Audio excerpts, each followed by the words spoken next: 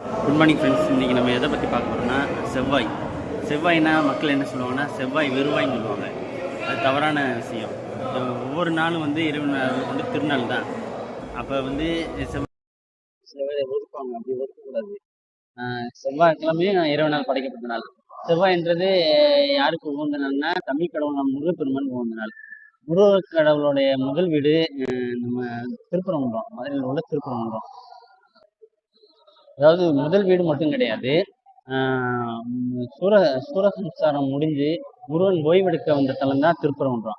அது மட்டும் கிடையாது. இதோடைய சிறப்புன்னு பார்த்தா நம்ம சொல்லிக்கிட்டே போகலாம். தேவியானை திருமணம் செஞ்ச இடம் திருப்பரங்குன்றம்.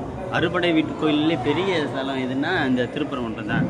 அதாவது சிவபெருமான் குன்றின் வடிவில் சிவலிங்க வடிவில் காட்சி தெரிகிற இடம் இதோட தான்.